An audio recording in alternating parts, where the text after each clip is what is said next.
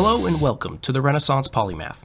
I'm your host, Toby Gagnon, and on this episode, I would like to discuss home ownership. Let's go ahead and get things started. I was lucky enough to become a homeowner nearly a decade ago. It was an interesting and fun, but sometimes frustrating process. Being as it was my first time and having really no one I could lean on for information or advice, there were things that I didn't know that, had I known them, may have allowed me to make better informed decisions. Having now been through a refinance process as well, I took quite a few of those learnings and was able to finally apply them. I'm going to share some of the things that I learned over the course of being a homeowner that may help you to learn from my choices and sometimes my mistakes, so hopefully you can have an easier go at it. But let's start right at the beginning with understanding your options before you buy the home. And what I mean by that is there are different types of loans that are available to you. And if you have a good real estate agent, this should all be kind of explained to you. But keep in mind, they are bound legally by what they can tell you, what advice they can offer you, and all that kind of stuff. So don't expect them to be the person that gives you all of the information, because legally they're not allowed to do certain things. So starting with types of loans, there are USDA loans, there are FHA loans, and there are traditional loans. And those are the three major categories. And really there's a few other ones, but realistically you've got USDA, FHA, and traditional. What those mean, obviously I would encourage you to go do your own research and look those up in USDA, FHA, traditional. But really the big difference between those are down payments. Of course, there are some other things that we'll get into a little bit later, but down payments, which obviously brings us to our next point, which is down payment needs. You can expect on a USDA loan to pay sometimes 0% down. No money out of pocket, maybe with the exception of closing costs. Closing costs, let's talk on that real quick before we get into down payment. Closing costs are basically legal fees that you're paying for all of the proper documentation, for the time of the attorneys to prepare all the documentation, to file it with the county or the state or whomever.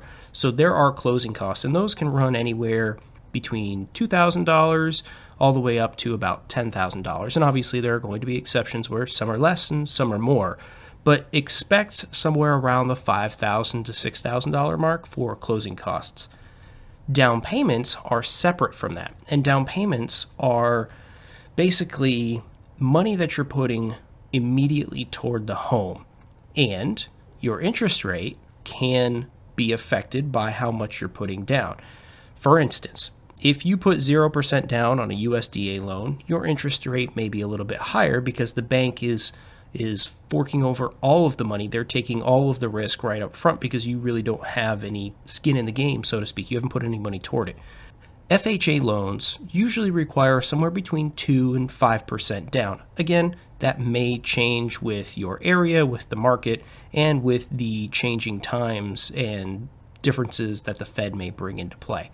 But basically between 2 and 5%. Now, obviously on a $100,000 home, you're looking at 5% or $5,000.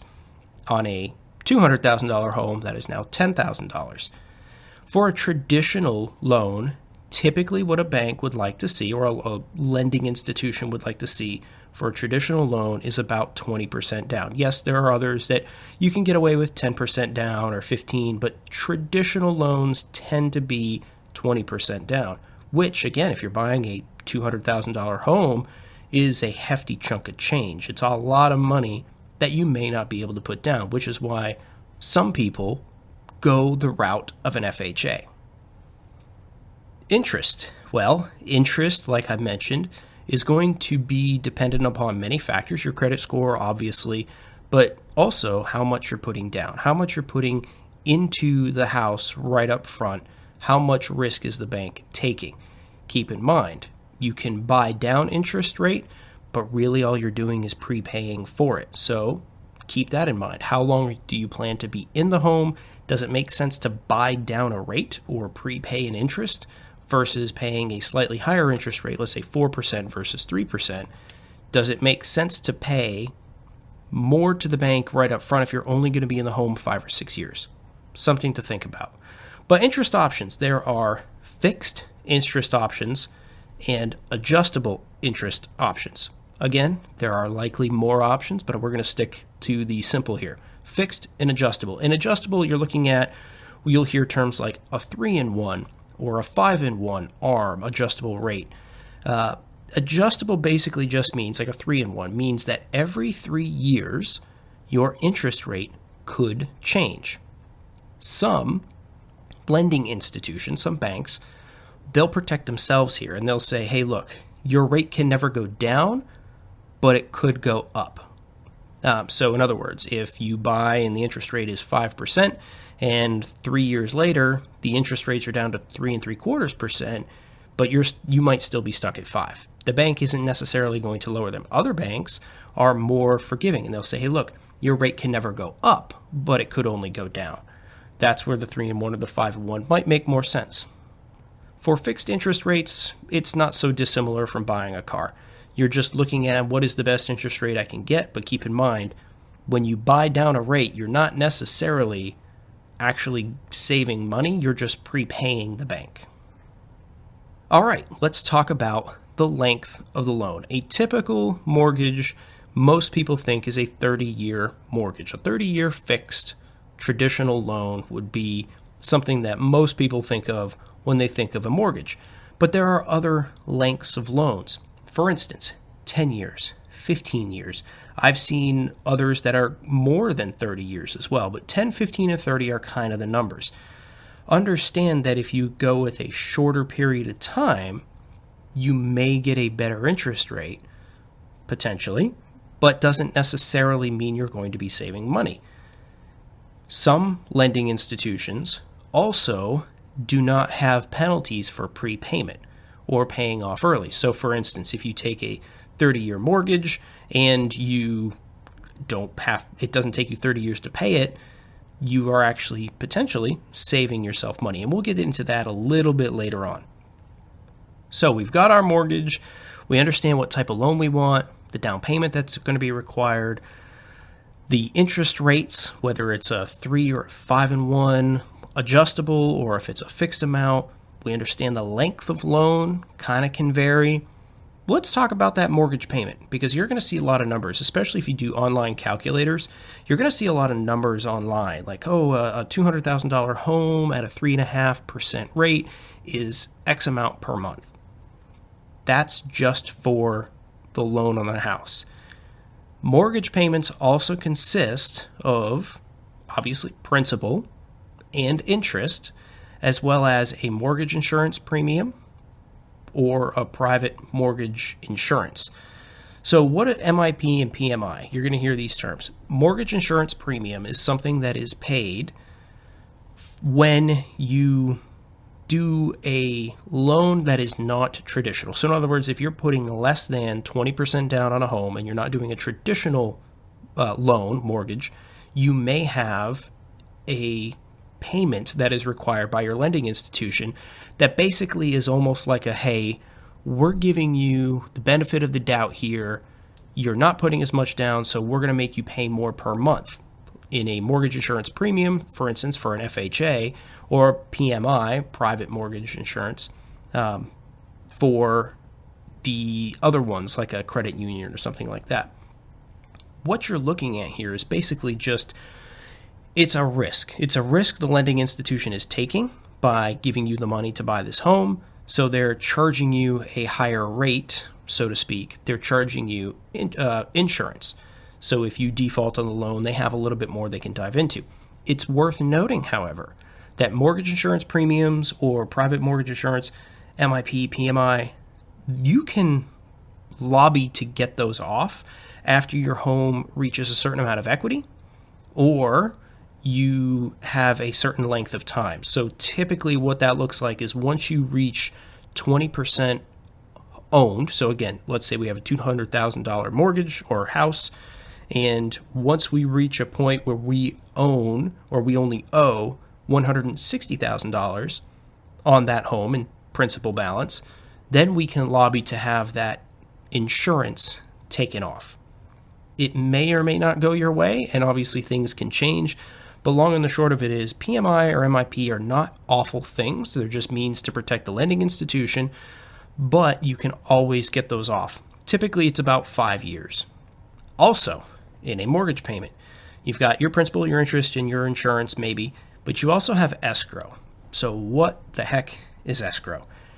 Escrow consists of things like your homeowner's insurance or your taxes, whether they're by city, county, state, etc., and potentially any HOA dues that you may have where you live. So homeowner's insurance, usually what the bank is going to say, hey, look, we don't want you to default on this. We want you to have insurance because if something happens to the home, the bank doesn't want to be held, or your lending institution doesn't want to be held with basically what used to be a $200,000 home that's now a $50,000 piece of land. So typically they require you to escrow your insurance through them. Taxes can be the same thing. They don't want any other lien holders basically against your property. That really isn't your property, it's theirs. So they will escrow those taxes, or they may require that you escrow the taxes through them, through your lending institution. And same thing with HOA dues. Again, they don't want any other lien holders having a stake on your property. So they may require that you have your escrow through your lending institution. However, it is not always required, and you do not have to escrow with your bank, with your lending institution.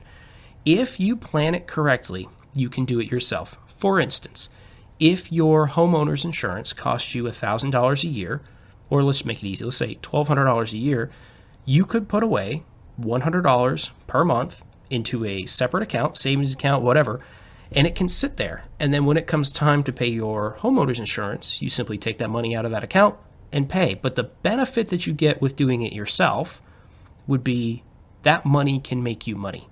And what I mean by that is if you put it into a savings account, it might only earn 0.03% or 0.02%, but that's a couple pennies that you didn't have before. Alternatively, and this is not recommended, but you could potentially invest it into a stock or a bond or something in the market that may make you more money. So you may see a 5% return on that $1,200, and then when you take it out, you still have that other money left over. So you do not necessarily have to escrow with your lending institution, your bank, although you may, depending on what the paperwork says, what their lawyers put in the paperwork.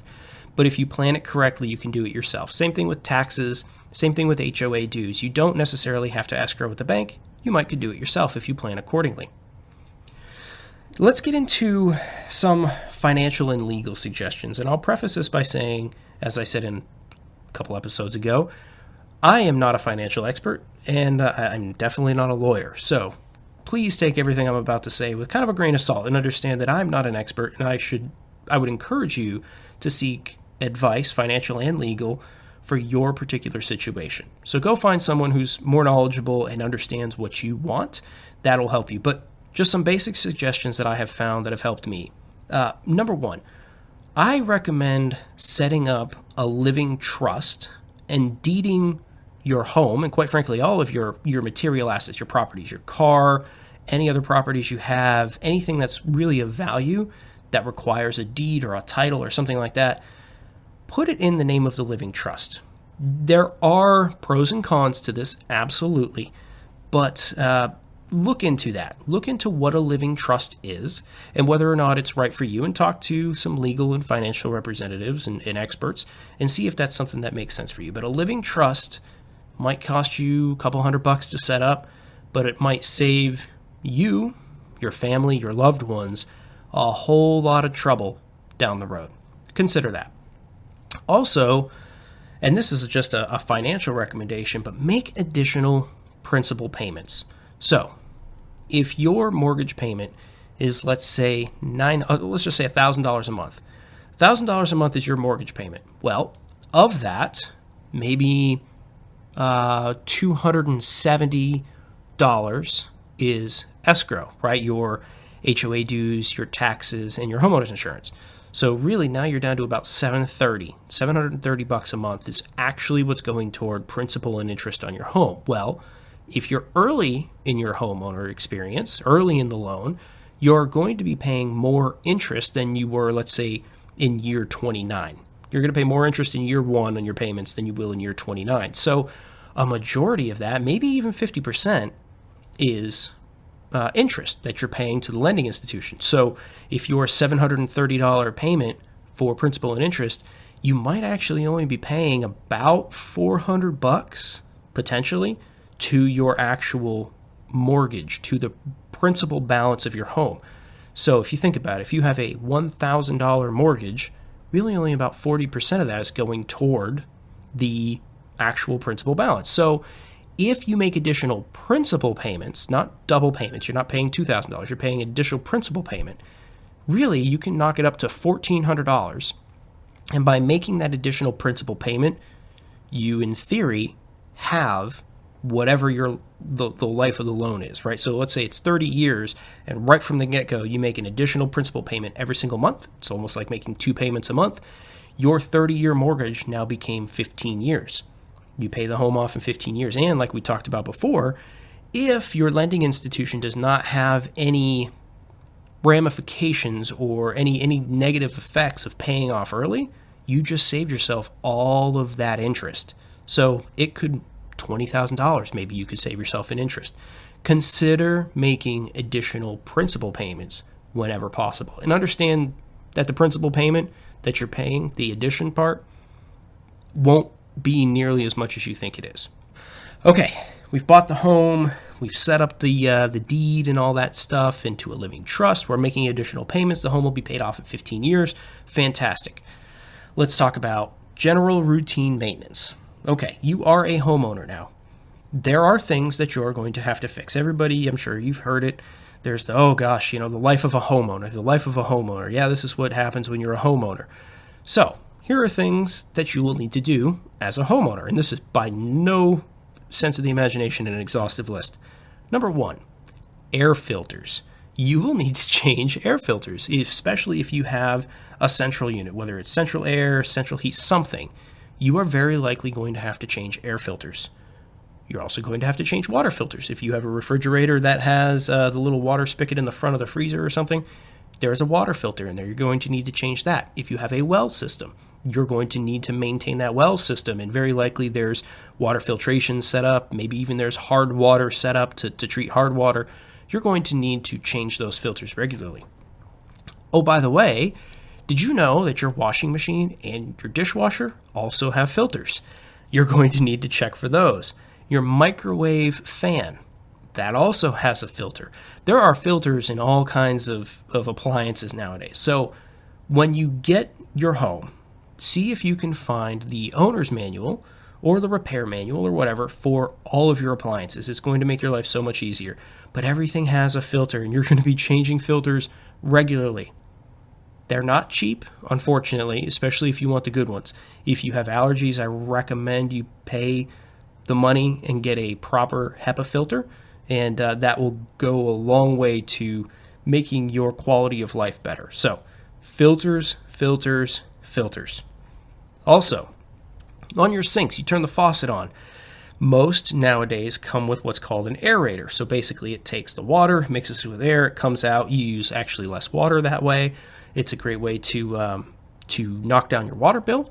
But also those things, those little aerators, they get clogged up. So if you ever turn the sink on and instead of a nice stream of water, you get this weird thing that looks like it's spraying water everywhere, you might need to check that aerator and clean it out. Your drains, you're going to need to clean your drains on a regular basis.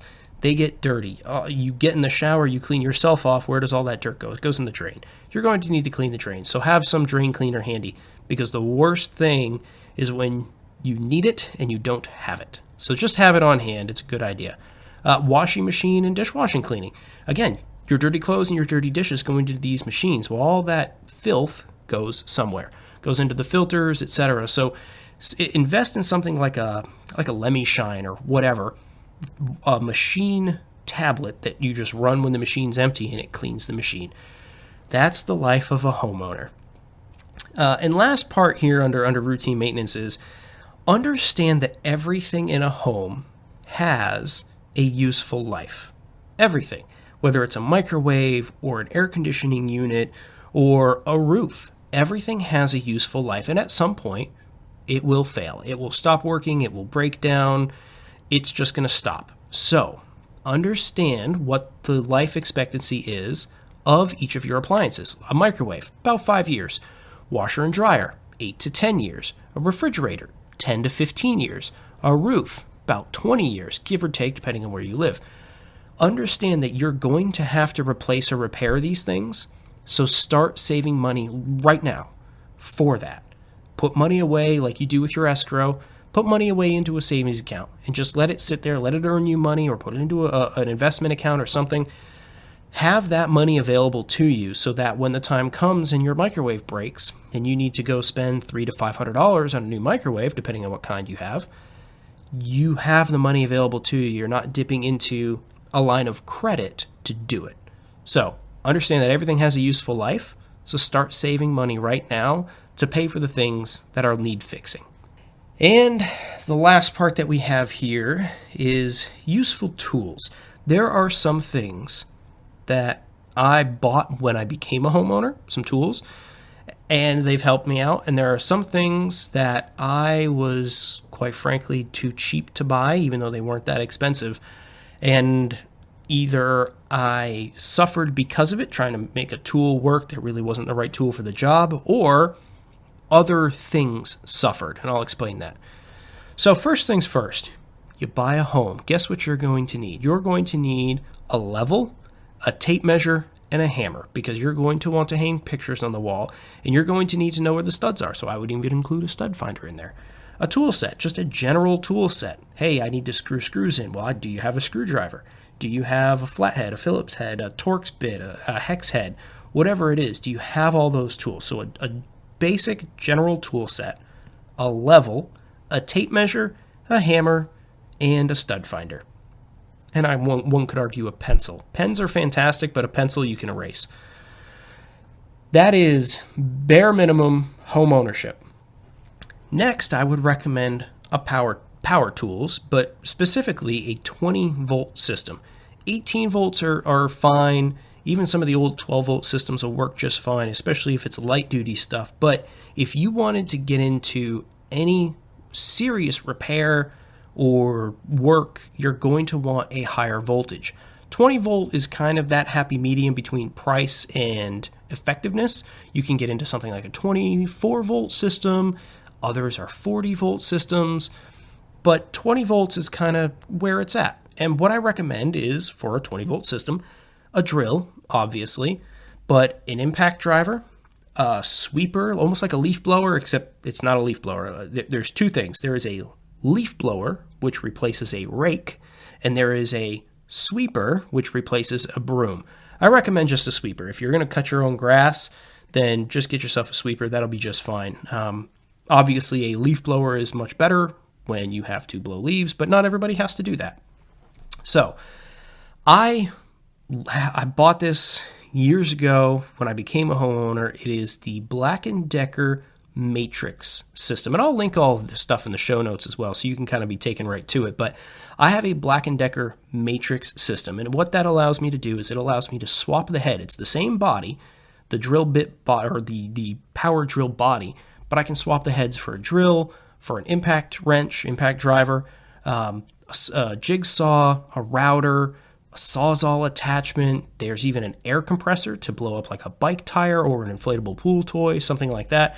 I absolutely love it. And those same batteries also work with my weed eater and my sweeper and my hedge trimmer and all those different things. All those are nice to haves, but they're not really need to haves, especially when you're starting out, with the exception of the drill, the impact driver, and the sweeper. Those things will do you wonders. And the other two things that I was too cheap to buy and other things suffered because of it. Number one is a shop vac. You would not believe. A vacuum cleaner is fantastic, but a shop vac, the power is just on a whole other level. Also, it can be wet or dry. So if there's water somewhere, it can help cleaning that puddle of water up or whatever. Get a good shop vac. And yes, it is an investment. They're not cheap, but they are extremely useful. Second would be an air compressor. which sounds weird, except very likely if you're a homeowner, you also own a vehicle. Well, you need to make sure your tire pressures are up to snuff, especially during season changes. So where I said other things suffered, with a shop vac, my car would be extremely dirty. There were other things that I would try to get a broom to push water off of something when a shop vac would have done the job in 5 minutes. And with the air compressor, the tires on the car or bicycle or motorcycle or whatever, I might have to ride or drive to the gas station, and then I don't have quarters, and then whatever. It costs $1.25 every time, and maybe I have to do it twice depending on how far around I have to walk, and there's just a lot of stuff. So a shop vac and an air compressor are fantastically useful tools that homeowners can absolutely take advantage of, and I would encourage you to at least explore those. It doesn't have to be extremely expensive, but it will pay dividends in the long run. So that about wraps up this episode. Just a quick summary of kind of what we talked about. For home ownership, understand your options before you buy. Types of loans, the down payments that are needed, any interest options that are available to you, the length of loans that are available to you. Understand that a mortgage payment is more than just principal and interest. You've got MIP and PMI as well as escrow. You also understand what escrow is, right? It's homeowners insurance and taxes and any HOA dues or things like that. And you don't always have to escrow with your lending institution. You can do it yourself and let that money make you money while it's sitting there. We went over some financial and legal suggestions, right? Again, I'm not a lawyer. I'm not a financial guru, right? So go seek that advice, but look into what a living trust is and if it's right for you, and deeding your properties and titles and stuff into that, and make additional principal payments. You can absolutely have the life of your loan if you do that. We went through some general routine maintenance, filters, and more filters, and cleaning, right? Washing machines, drains, sinks, sink aerators, dishwashers, all that stuff needs cleaning. You don't think so, but it does. And then understanding that everything's got a useful life and everything's going to break down eventually. So we've got to start saving now so that when the fridge goes or when the microwave goes, you've got the money right there. You can just go turn around and get it fixed right away. And then useful tools, bare minimum, a level, tape measure, stud finder, and a hammer. I also recommend a tool set, just a general tool set. Power tools, right? A 20-volt system that the batteries can be used for many, many other things. And then a shop vac and an air compressor. Those go a long way. So again, that about wraps up the episode, but I would encourage you to do your own continued research and education. I'll make sure, like I said, that I link to all the stuff that I talked about in the show notes in this episode. On the next episode, I will be discussing hobbies and staying active. If you have any feedback, feel free to send me an email at podcast@therenpo.com. That's THERENPO.com. I would also appreciate it if you left a review wherever you podcast. That helps this show be discoverable to others, but also helps me understand where things can be improved. Don't forget to subscribe and auto-download new episodes so you don't miss any of the future topics. Thank you for listening, and I'll catch you on the next episode.